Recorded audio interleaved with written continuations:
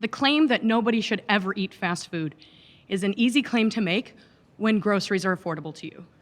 The claim that you can never eat fast food is an easy claim to make when you're not working double shifts, when you're not working overnight.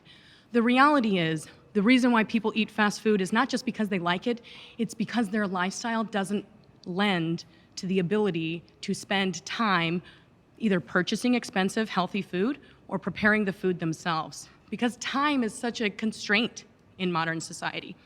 I think that a lot of the things that you claim, as much as you try and sound egalitarian, generally are for the wealthy. I think not eating fast food is a habit that wealthy people have. But all the normal people who are showing up to construction sites every day, they are, because that's what real life looks like. And I think that there's something very classist about a rich person telling a bunch of regular people, well, you guys, you shouldn't have fast food. Well, that's easy for you to say when you always can have food on your table. What do you say about that I'm saying that this is a classist claim? What I'm saying is, as a society, we should stop demanding poison, and we should punish the companies who are giving us poison. In fact, I eat it probably at least once every 2 weeks. I spent a significant portion of my adult life as a vegetarian, so a lot of my time from the ages of 20 to age 37 were spent limiting what kind of food I put into my body. And I can tell you that as a person who no longer is a vegetarian and no longer limits my diet, I'm happier.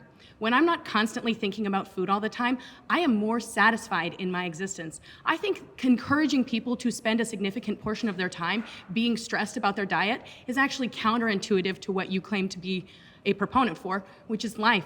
Because I think constantly being worried about every single thing that we put in our bodies can actually have really negative impacts on our psyche and our well-being.